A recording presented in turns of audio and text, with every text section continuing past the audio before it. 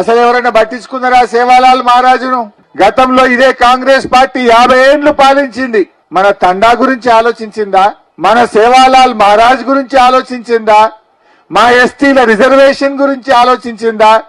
ఇలా కేసీఆర్ గారు వచ్చినాక సేవాలాల్ మహారాజ్ జయంతిని అధికారికంగా ఈ దేశంలో జరిపిన తొలి ముఖ్యమంత్రి కేసీఆర్. రాష్ట్ర ప్రభుత్వం డబ్బులిచ్చి ఊరూరా కూడా సేవాలాల్ మహారాజ్ జయంతిని అధికారికంగా జరిపిన నాయకుడు మన బీఆర్ఎస్ పార్టీ, మన కేసీఆర్.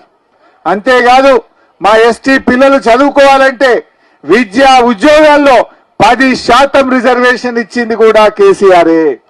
ఇలా మీ పిల్లలు డాక్టర్లు అవుతున్నారు, ఇంజనీర్లు అవుతున్నారంటే ఇలా కేసీఆర్ గారు మా గిరిజనులకు 10% రిజర్వేషన్ ఇవ్వడం వల్ల ఈ పిల్లలు బాగా చదువుకొని ఉద్యోగాలు చేసుకోగలుగుతా ఉన్నారు. ఈ రోజు బంజారా హిల్స్ లో పేరేమో బంజారా హిల్స్, కానీ ఆడ గుంటడి జాగ లేకుండే మనకు కేసీఆర్ గారు ఎకరం జాగ ఇచ్చి బంజారా హిల్స్ లో అద్భుతమైన బంజారా భవన్ కట్టి మన ఆత్మగౌరవాన్ని నిలబెట్టింది కూడా మన కేసీఆర్.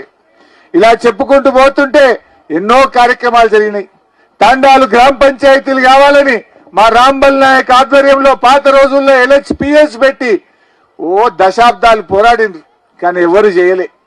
కేసీఆర్ గారు మాట ఇచ్చిండు, తండాలను గ్రామ పంచాయతీలు చేసి మా రాజ్యంలో మేమే పాలించుకుంటామనే విధంగా మీ నినాదాన్ని నిజం చేసింది కూడా ఈ రోజు కేసీఆర్ గారు.